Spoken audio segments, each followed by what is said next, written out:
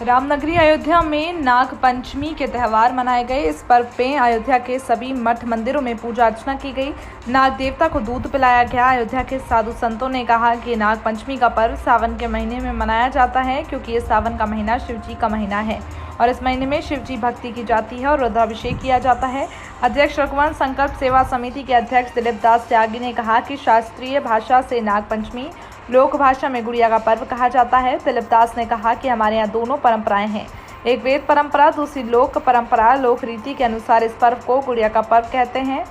इसमें बच्चे तालाब के पास जाकर गुड़िया को पीटते हैं, घर में अपने अनुसार अच्छे अच्छे पकवान बनाते हैं। विष्णु भगवान शेष के पर शयन करते हैं और शेष के अवतार ही लक्ष्मण जी हुए हैं।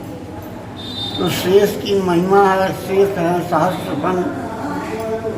सहस्त्रमुख और उन्हीं के अंश लक्ष्मण जी महाराज हैं।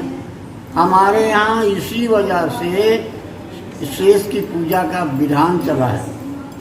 आज भी इनकी पूजा नाग पंचमी के दिन नाग की पूजा की जाती है। कुछ नहीं, केवल दूध का भोग लगाया देवता को और चना का भोग लगता है आज के दिन। आए भैया इतने जानते हैं गुड़िया पर क्या रहस्य हम नहीं समझ पाते हैं, ये लोग रहे हो। अब उसका क्या महत्व है हमारे समझ में नहीं आता। जनक जी महाराज हीरा मोती इसी भाषा में गुड़िया कहा जाता है, शास्त्रीय भाषा में इसको नाग पंचमी कहा जाता है। हमारे यहाँ दो परंपराएं हैं, एक वेद रीति है, एक लोक रीति है।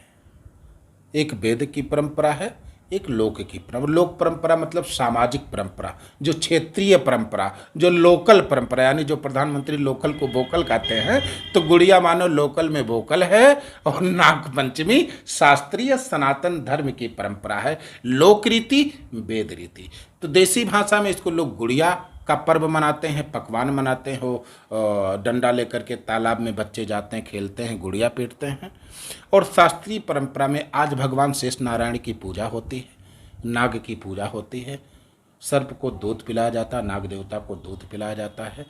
और ये गुड़िया और नाग पंचमी में कोई अंतर नहीं है, केवल एक शब्दों का अंतर है और एक समझने का अंतर है। इतना मान लो कि नाग पंचमी वेद रीति है और गुड़िया लोक रीति है। लोक रीति वेद रीति हमारे सनातन धर्म में दोनों की मान्यता है, दोनों मानी जाती है। कहीं कहीं कुछ लोकल देवता होते हैं जो वेद मंत्र न जानते हों, जो पितृ होते हैं, जो अनपढ़ रहे, गंवार रहे, कभी पढ़े लिखे नहीं, अब उनको पितृ तर्पण करना है तो कैसे उनको वेद मंत्रों से किया जाएगा, तो हो सकता ना समझ में आए। इसलिए हमारे आचार्य ब्राह्मण लोक मंत्र का वहाँ प्रयोग करते हैं, लोक रीति का प्रयोग करते हैं। तो गुड़िया लोक रीति है और नागपंचमी वेद रीति है।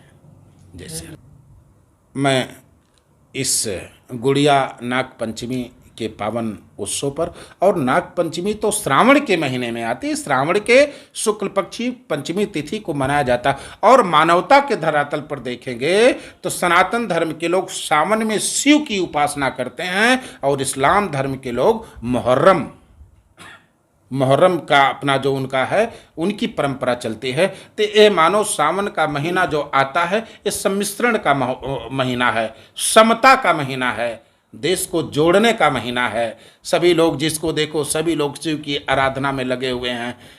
गंगा जमुनी तहजीब वास्तव में सावन के महीने में ही देखने को मिलती है।